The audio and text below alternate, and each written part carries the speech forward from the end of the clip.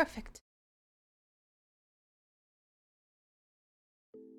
Okay, we're on. Hooray! Everyone start being funny. I'm so funny. Laugh at my jokes.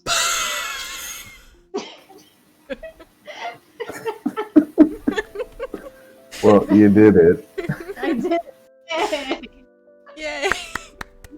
You wanna stream to us, please? Oh, fuck. That might help. Yeah, maybe. Oh, Hey, it's did you fine. want to see the PowerPoint? Yeah, I did actually. Okay. Oh god. Okay. I can hear myself on the stream. I had to mute it. Okay. Oh. Let me fucking post my link everywhere. No, I don't remember what my login is. I always like to let it sit on the stream will be starting soon screen for a bit anyways, so we got time. We're just vibing. Yeah. I like that AudioBookClub is one word. Yeah, That's ABC! Nice. Very nice. Oh god, okay. I straight up don't remember my fucking password. Oh shit, that was right! Oh, I'm so good at this! Okay, where's my chats? This one. Copy. Paste. It's fine.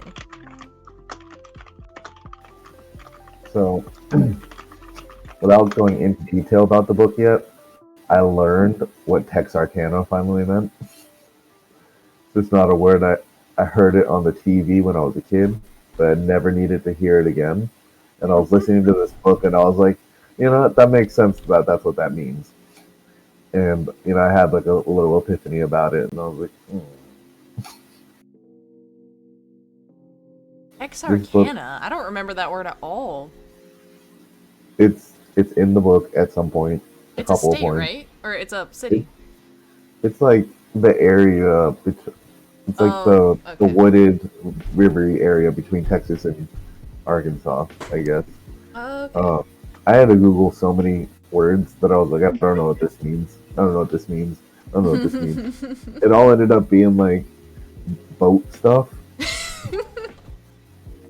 Yeah, there were a couple of things that I was just like, I don't know what this word is, but given this context, I can kind of figure it out. Yeah. I went out on a limb and I assumed that preternatural meant supernatural. And when I Googled it, I was right. And I was like, fuck yeah, I'm a genius. Hell yeah. Context clues.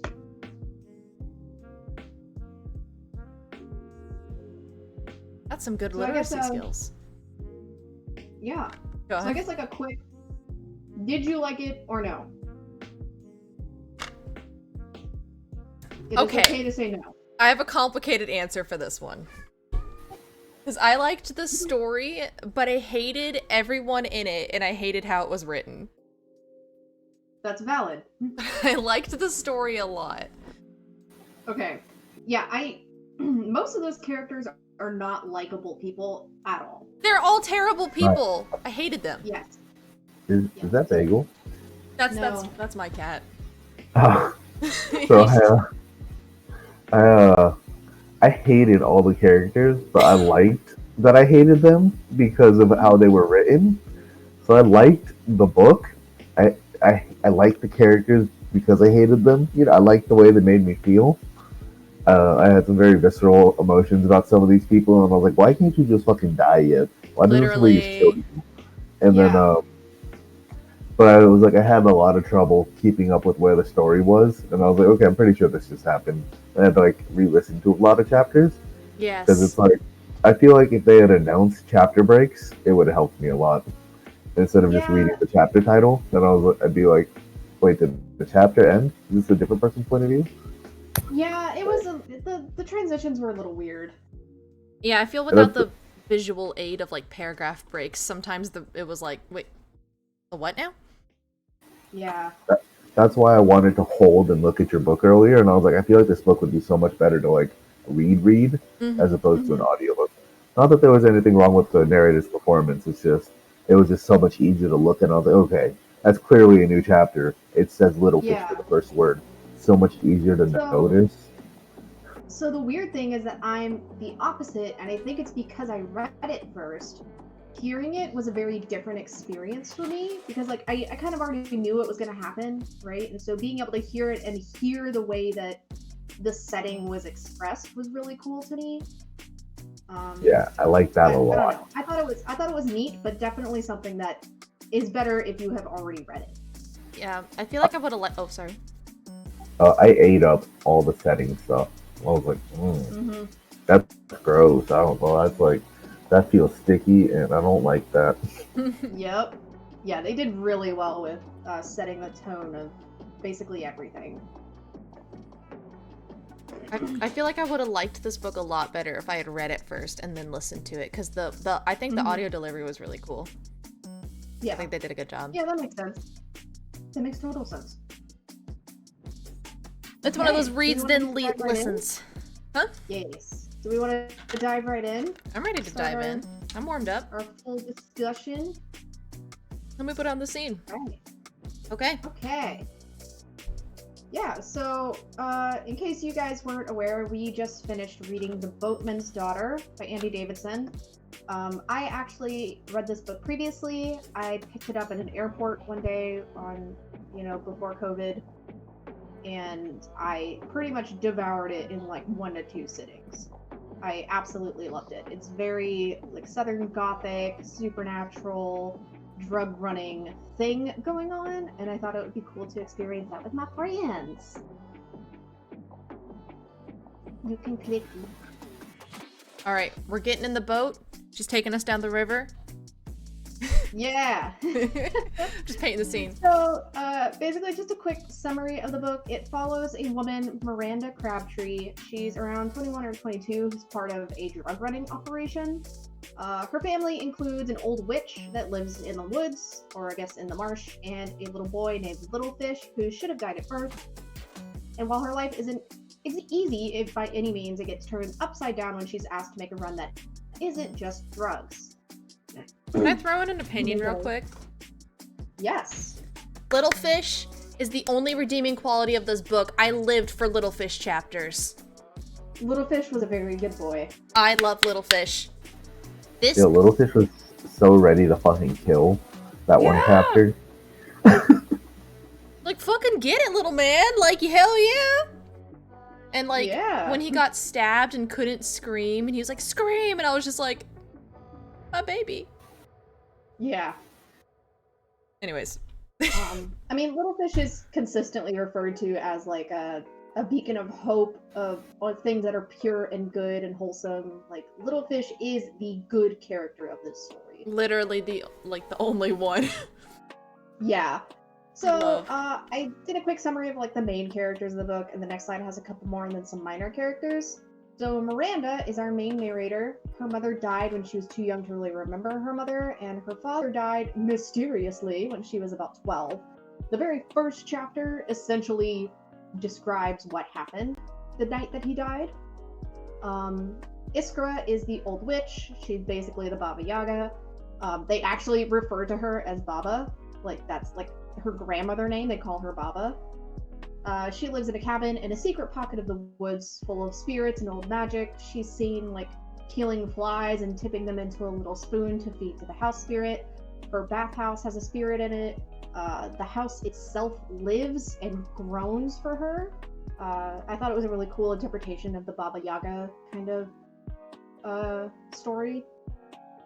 There's Billy Cotton, the mad preacher, who in the first chapter of the book we see him kill his own son who was born deformed. I don't necessarily know if that's something that was immediately apparent in the first chapter, that this is Billy Cotton and that's his son that he just killed, but he helps deliver this child and then immediately sits at the throne in front of his wife. There's John Avery, a dwarf who is key to the drug running. He grows the weed that they sell. You can go to the next one. Charlie Riddle is one of the big characters, and I say big on purpose because he's fat. He's a fat police officer who lost an eye ago, and the story behind him losing his eye was extremely satisfying. Little Fish is Miranda's little brother, a strange boy with scaly skin and webbed fingers who lives with Iskra in the woods. And the webbed fingers were first mentioned in chapter 1 with the baby that the pastor having webbed fingers. And then there's this nameless girl, and she's not really introduced like the last quarter of the but she's about 12 years old, about as old as Little Fish, and she has this strange power to see into people's past and future only when she touches them. So if you touch her skin to skin, you get like this vision of either your past or your future or some other person's past or future, and it's kind of weird. There's some minor characters. Taya and Grace are John Avery's wife and infant daughter. They're mentioned a couple times, but Taya plays a bit of a major role at the end of the book, but isn't really mentioned until then. Robert Alvin is the deputy to Charlie Riddle. He's only seen driving the car, and then he gets got one day in place of Charlie Riddle. I loved it. I honestly, I kind of feel bad for him because he didn't really do anything. He was Charlie's bitch the entire time. He had to do everything Charlie wanted, and then he gets fucking blasted for Charlie. Mm-hmm. Let's see, there's Cora Crabtree, who is Miranda's mother, long dead mother. And then Lena Cotton, Billy Cotton's dead wife. They have an interesting relationship to everybody. Interesting. I can't believe you left out Cook. He was there for literally a chapter and then he died. Yeah, he was that dude in the very beginning, right? Yes. Yeah, he had his head cut off. The guy that used to work with Miranda. When she brings the next to last run for him, he gives her the gun and says things are changing, and then it switches to his point of view as he drives off down the road on his motorcycle and sees a white truck, I think it's a Bronco, with people stationed outside of it, and one guy holding a gun up with him in his sights. I didn't see. So, yeah. I didn't make that connection until way later. I was like, wait a second, Cook's the guy from the beginning, right? I just thought it was some random stranger. I was like, okay, severed head, that's scary, I guess. Like, no, Cook is the guy that Miranda used to work with and who gave her the gun. So, yeah. And he died literally that day. Sucks. Yep. Okay, you can go. Thank you. So, I really like the way that this book was told because it's told through unreliable narrators. You should be confused. It's okay to be confused. Even listening to the first chapter, I was like, Jesus Christ, this is rough. It's kind of hard to figure out what's going on. Like, things don't tie in well together, and it's because things are only told as the narrator understands them. It hops between narrators, so you end up learning things that other characters don't know, which adds a really cool tension to the book, in my opinion. I really liked the slow and steady reveal that things are not quite right, which is, killing Cook like immediately. The slow reveal of, oh, now you get to run this child. Here you go. No more drugs. Here's a girl. You get to carry her. And then the slow reveal of people's past and how everybody ties together. But then there are some things that are never truly answered, and we're just sort of left to figure it out on our own and make our own conclusions. Kind of like that little bit at the end where Miranda has a vision of, not of Cora Crabtree, but of Lena Cotton and Hiram, her father. And we also know that Lena had a child, not with her husband Billy Cotton, but with somebody else, and she never told who the father was. That child was then sent away in order to hurt Lena, and then later Billy Cotton goes to find this child again, and it's this nameless girl. So we can kind of piece together that this girl and Miranda are half-sisters. But it's never explicitly stated that that's the truth, right? Yeah. They never explain it. Yeah. Yeah, I just thought it was neat that a lot of it is left up to you to figure out, right? Like, here's all the pieces, put them together. I'm big dumb. If there's one thing I learned about this book, it's I'm big dumb. It wasn't until like the very end I was like, oh. Yeah. And I mean, like, it's not until the end when I think she's reaching out for Miranda's help. Or it might be when Miranda does the magic to try and see things and she figures out her connection to the girl. Yeah. But yeah, it's in the very last part of the book that's revealed. Valid. We can go. Yeah. So, things that I personally enjoyed about this book. I really liked how brutal some of our descriptions got. Right? Like, this is not an easy book to listen to because it like Danny said, it's sticky and I don't like it. Right? Like, Riddle's eye being poked out and just the description of her thumb going into his eye socket and pulling out the jelly eyeball. I don't know. It was just cool. It was cool. I screamed out loud when she opened her hand and there was an eyeball in it. I was like, ah! Like straight up. Yeah. The whole scene when the preacher goes to Iskra's house and Baba fails to shoot him with the shotgun, it misfires. Or actually, I think it's because she unloaded the shotgun before. I don't think there was anything in there. Because there was a scene with Miranda when she explained what happened that night, and she puts a full shotgun shell on the table. Yeah. So I don't think that shotgun was even loaded, and she just forgot. Right. So, just saying, that's I cool. had 2 shots, one for your dad, and then this one.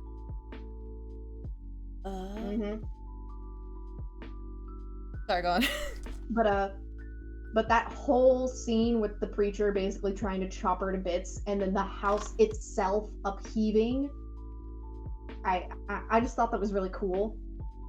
The whole scene of gutting the deer and how specific they got with like dressing it so that they could take it back.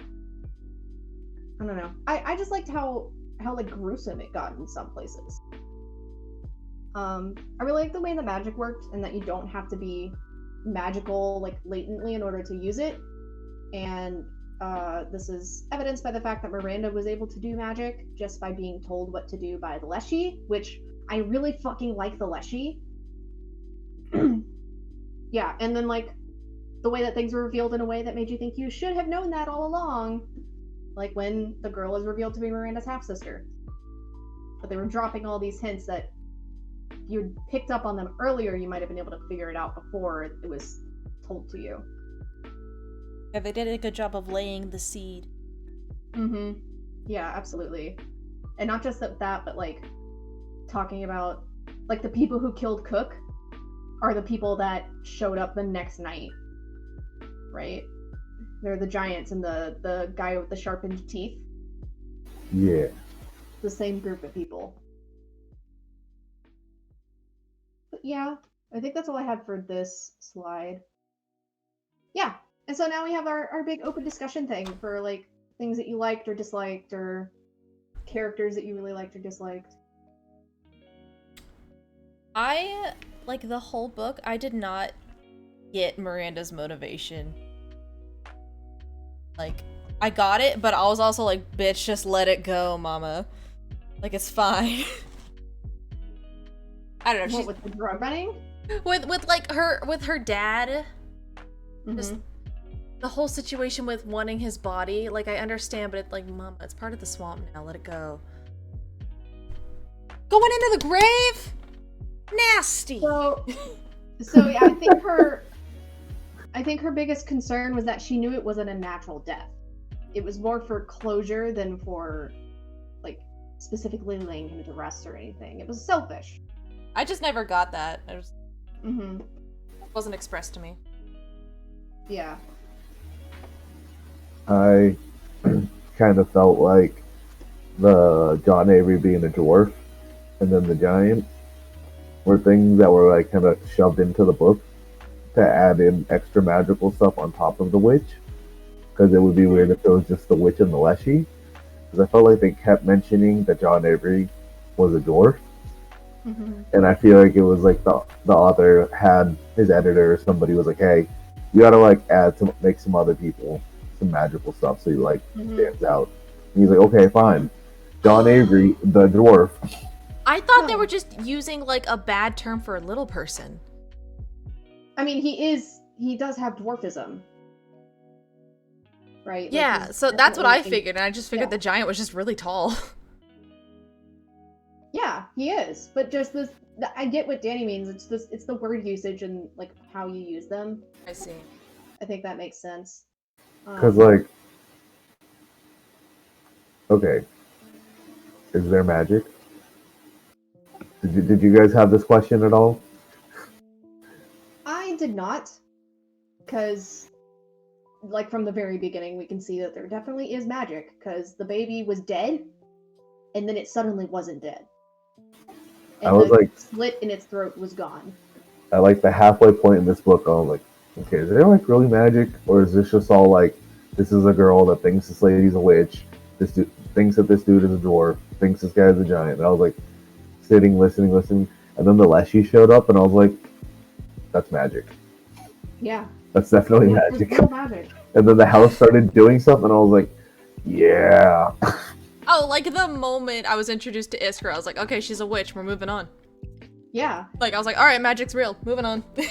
Like, I was just ready for I it. really like the way that magic is presented in this, because it's not in your face, right? It's not as obvious as it might be in other stories. It's all offhand, like things that are accepted from each person's point of view. Like they just know, like, yeah, that's fine. It's magic. Like when Billy Cotton is asking people, "Do you see her?" when he's like talking about his wife's fucking spirit, and people are like, "No," and he's like, "Oh, that's fine," and people just like let it go because it's like, yeah, I guess people see fucking spirits. Well, also keep in mind that Billy Cotton was dying of cancer. Oh, that's So he was probably also having pain-induced hallucinations. But like, then we have the whole scene where he's on the boat trying to find his house, and then his blood is forming a map of the bayou on his chest. Right? Like that doesn't just happen. Right? It just doesn't happen. hashtag just buy you things. Poor Lena Cotton, like, haunt him, girl. Fuck him up. Yeah. So Like, haunt him. Essentially, Lena cheated on him with Hiram, had a daughter. Billy sent the daughter away to hurt her, tore down everything that this woman worked for in order to save people from their horrible lives, killed the son that he raped into her, and then she fucking died. Yeah. Like, poor Lena Cotton. I don't know. They never really said outright how she died, did they? No. I was under the And, impression she killed herself. Oh, I was on. It's childbirth. Because it's stated that she would have loved the child if she had lived, but in the way that it's stated makes it seem like as he's lifting it and watching the baby's blood drain out, she is dying. Right? So I think she died during childbirth. And it might be something like with fucking Padme Amidala, where she just gave up on life and died.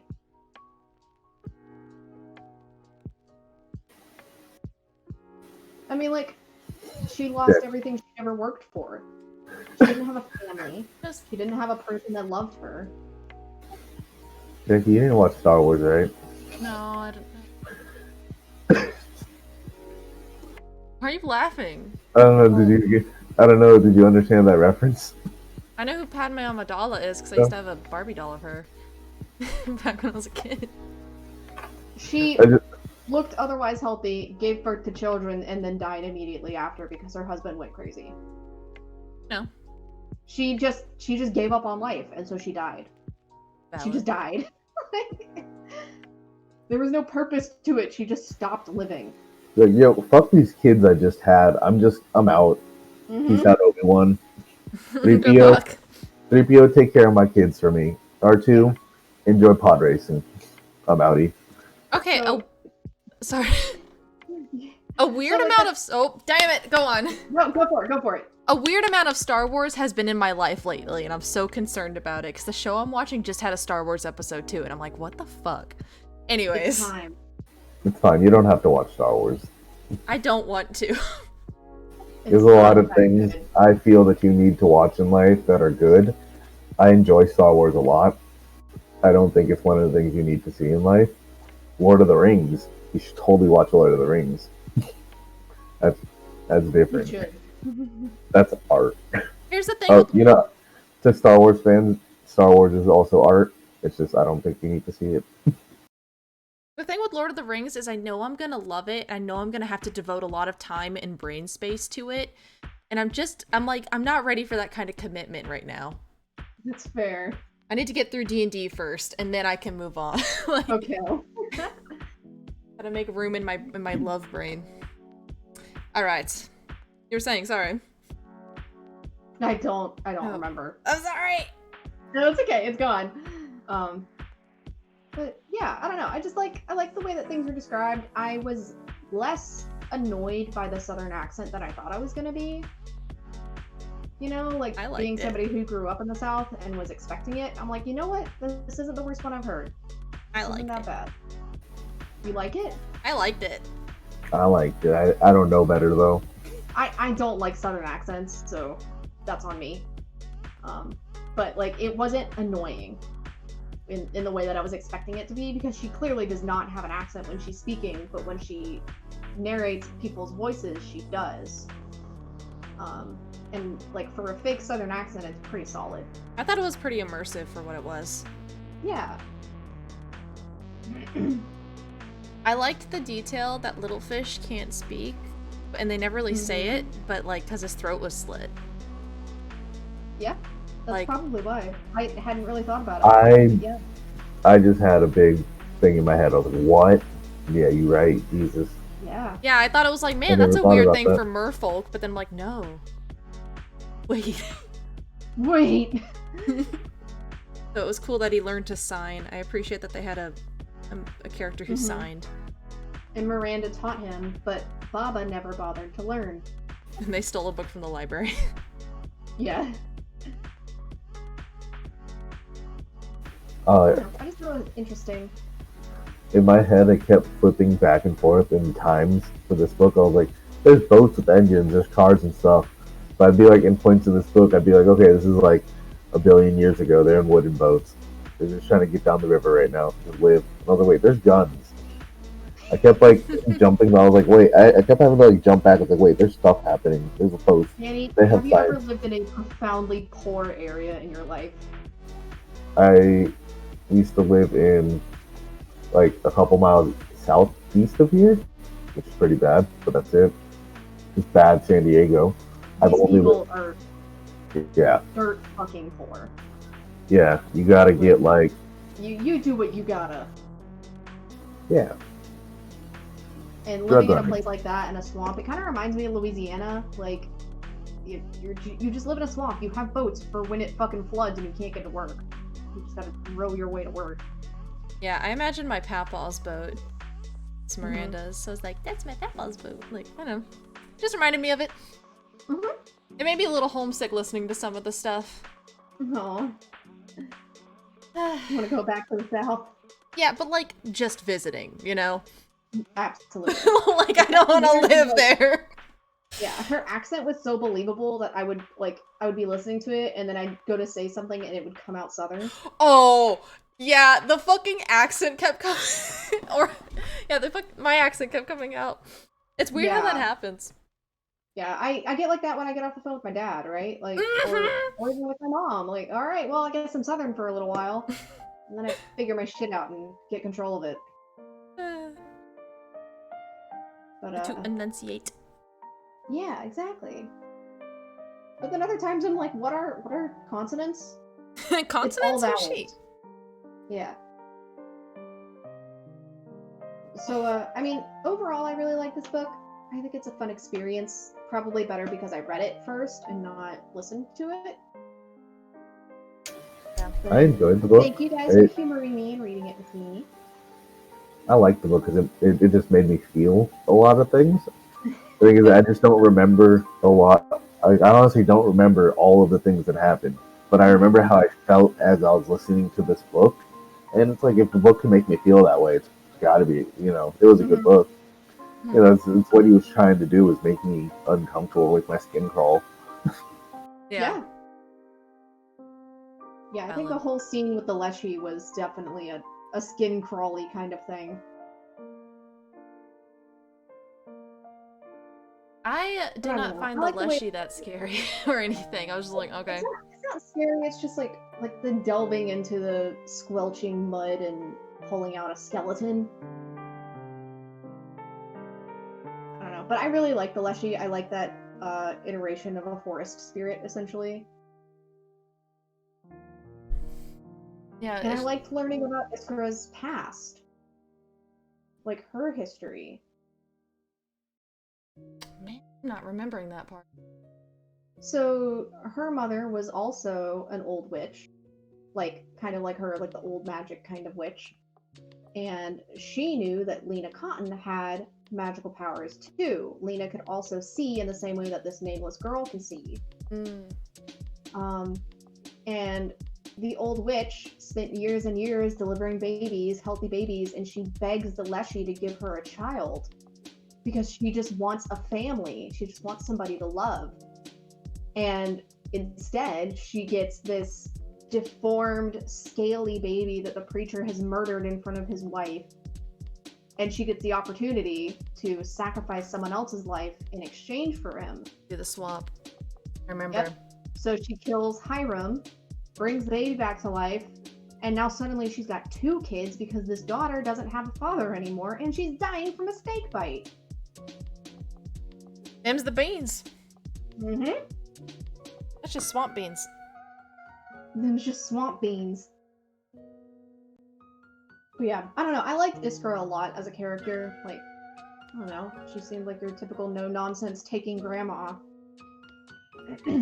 I liked the way that spirits were just sort of part of everything around there, like the bathhouse spirit and the ones in her house. I liked that part. Mm-hmm. Like that's what I want to live in. I want to live in that house. I don't. No. I'm with you.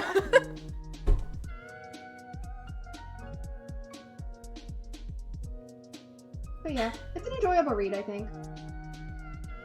I straight up only listened to half of it and then had to panic and read the rest of it for today, so... Wow. I would recommend reading it. Mm-hmm. After having listened to it, I recommend reading it, but I do think it is worth reading. It's fun. I agree. Mm-hmm. Especially if you're already into that kind of stuff. This is new for me, and so I think that's another reason why I enjoyed it a lot, because it's different. Mm-hmm. But if you're already into this, you'll definitely like it. Into a Southern Gothic. It was new for me too when I first picked it up. I hadn't really read things like this. I saw the cover, which is a bright red cover with a silhouette of a man in a tree with like big branches growing out of his head. It was just, I don't know, it was like just the right amount of creepy, and I was like, hello? Excuse me? Who's she? Yeah. I really like the cover art. Mm-hmm. It's fucking cool. Not gonna lie. It was fun listening to it and then like pausing it and looking at my phone and the cover art's like my phone background. I was like, yeah. Yeah. Aesthetic. That's pretty hype. It was indeed an aesthetic. It was cool. I really liked the... I know we were discussing this earlier, but I think the author did a really, really good job of painting settings. Absolutely. And Yeah. like reading it, it was really easy to fall into that world when you're reading it, but I found it a lot easier when I was listening to it because I don't know, it just felt like it translated a bit better when you're reading, because a lot of it is train of thought. Just based off of the narrators, just what they're thinking at the moment. Which is a really fun way to write, but kind of hard to read. Yeah, some of the train of thought on like characters thinking about other characters, I was like, shut up. I don't care. Yeah. Shut up already. Yeah.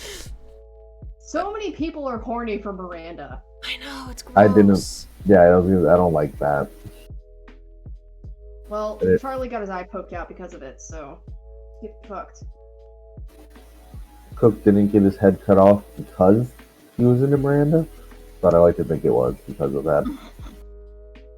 I'm the person doing that. Somebody saw him give the gun up, and they're like, let's just cut this dude's head off. Let's just get rid of this. You'll just spare him the pain of being rejected. I had a hard time. There was a point when like my feelings of hatred were so strong that I just started mixing up the preacher and the sheriff guy into the same person. That's just like a vitriolic ball of hatred in my heart. Ugh. I was just like, I hate both of these people so much, I'm not even gonna give them the like neurons to differentiate them. They're both terrible people. I know, they're Genuinely so awful. terrible. At one point in the book, I wasn't sure if they weren't the same dude, just in different times. Yeah. And I was like, these guys both fucking suck. and then like I had to put together that they weren't the same dude. And I was like, Mm-hmm. well, these are just fucking assholes. Mm-hmm. Just genuinely cruel people. Yep. Very fun. Alright. Do we have any more thoughts?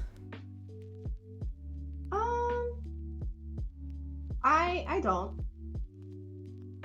I think I'm pretty good. I'm pretty set on this one. I feel like I've said my thoughts. I said what I needed to fucking say. Yeah. Here's a final thought. Little fish, you deserve everything good. Absolutely. Bless little fish. Favorite character. I do like how Miranda essentially settles into Iskara's place. I loved that. Like, she's like, okay, well, Baba's dead. I have nothing left for me there. Let me just move out and I'm gonna live here now. I'm gonna be the bog witch. That's a mood, And I'm gonna though. take care of these 2 kids. Because they're my family. Let me take care of the crack baby and the mermaid. Like, Yeah. fucking mood. You know what? I would too. Yeah, honestly! In that situation, it's like, alright, bog witch, let's go. Fuck it up. Yeah, and like, she knows how to survive on her own. She can hunt with a bow and arrow. That's like one of the hardest ways to hunt. Yeah. And she taught Littlefish how to do it too. I was so sad when Littlefish was swimming with the little girl and she got like ripped away from him. I was like, Mm-hmm. I can have nothing, huh? I know. I did not expect this book to end in a happier way, and I was like, No! It ended rather abruptly, I honestly. was so Like, ready for was people to be reading it, and dead. I was like, okay, so we've reached the climax, and oh, the creature's dead, and oh, it's all resolved. Mm-hmm. What? It just happens like so fast. Yeah. So that's maybe my one issue with the book is how quickly it was all wrapped up. I felt like it was kind of rushed. Agreed. I mean, I'm Was happy it with how it intentional ended. though? Was it intentionally rushed? So we were like, all that stuff happened to her over like a couple of days, It was like 3 days. and then the ending, it's just like boom, you get a couple of pages to the ending. Mm-hmm. That's a good point. Maybe, yeah. The juxtaposition Writing. of how like the tragedy and the pain last forever, but then like the good parts are just like, Yeah. oh no, I made myself sad. Well, I guess time to read some horror to make yourself freaked out. Some instead of sad. horror. Yeah. So, in 2 weeks, y'all want to have Blackbird read? Mhm. February 1st. Let's see, who's that by? Scott Cawthon, obviously. And, Find it on Audible. the other ghost writers. Okay, yeah, Kelly Para, Andre something something. Can't read all of these. I have no idea what this one's about. Scott Cawthon? Scott Cawthon, Kelly Para, Andrea Wagoner. Alright. It's the 6th book in the Five Nights at Freddy's series, and I'm so excited. Or sorry, no, Fazbear Frights. I'm so excited for it. Alright, well, I just bought it. I don't know what it's about. I don't know what's in store for us. For reference, the last book, I believe it was the last one we read in the series, had the fucking Springtrap impreg story, so it can only go up from here. Oh, I was sure thinking it'll be about the fine. hospital dead man exploding poopy story. It was in my head. Oh, like, oh, I love that one. I hated I don't know if that we're ready one. for this. I hated that as a story, but I loved that for what that gave me for my fucking like bulletin board with the red string connecting different animatronics and shit. Like, my theories are out of Okay. here. Matt Pat, I know you're listening. You are welcome to use any of my theories for I'm free. ready. I'm ready for this next book. I'm I'm ready to be uncomfortable again. Let's see. It says to avoid confronting an ugly truth. Oh, okay. So I don't know if you haven't read these before, have you, Bree? No, I have not. This will be my first one. It's basically like Goosebumps, but you get 3 short stories in one book, and then there's like an epilogue that's connected through all the books.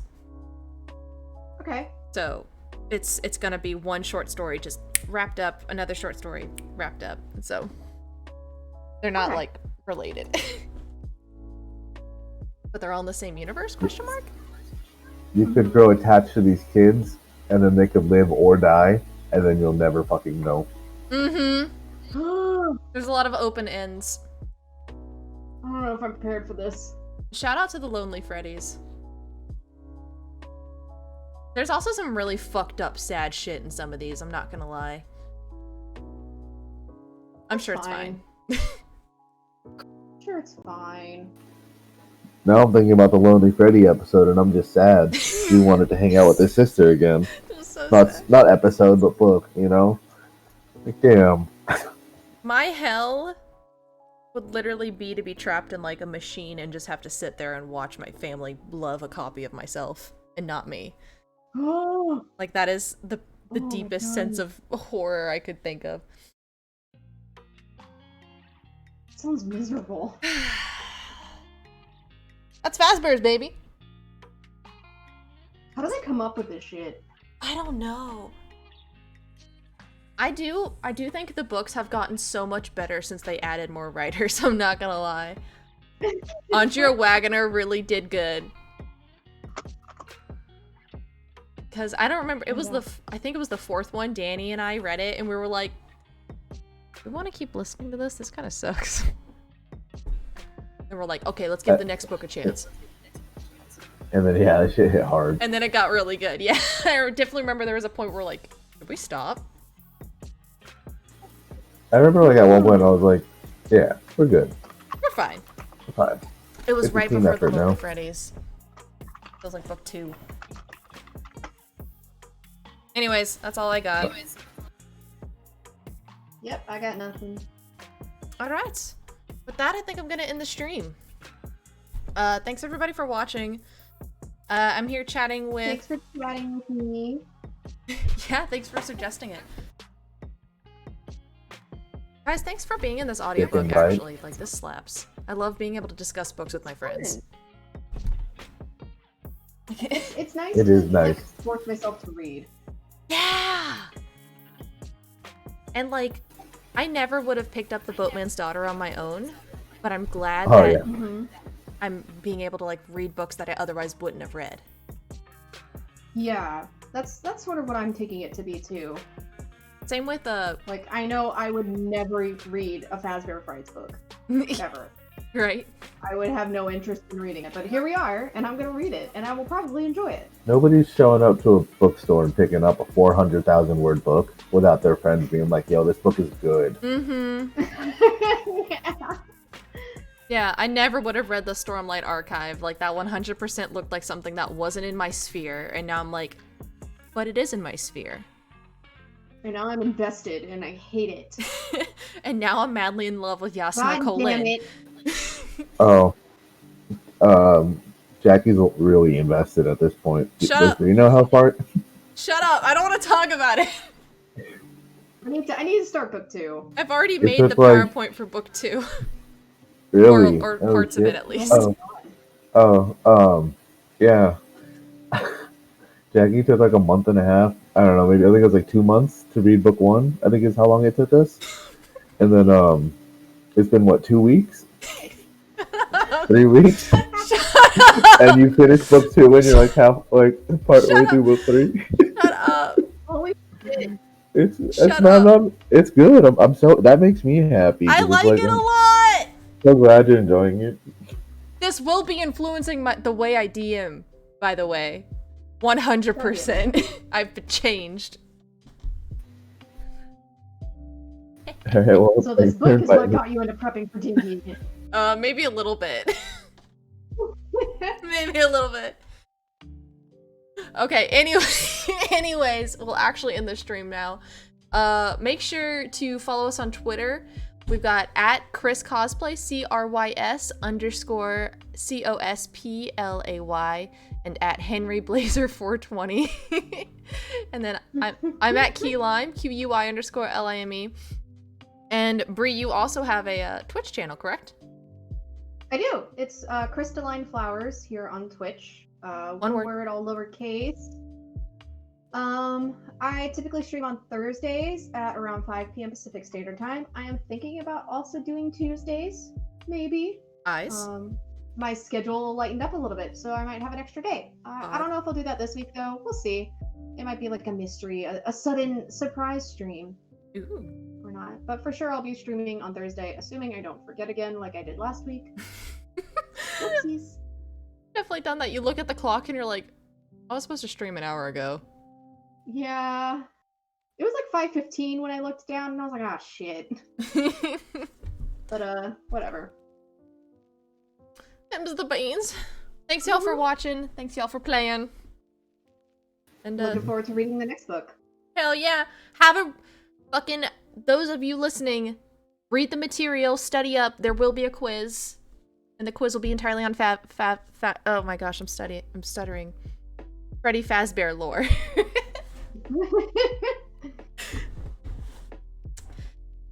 Yeah, thanks for watching. Bye. Bye. Bye.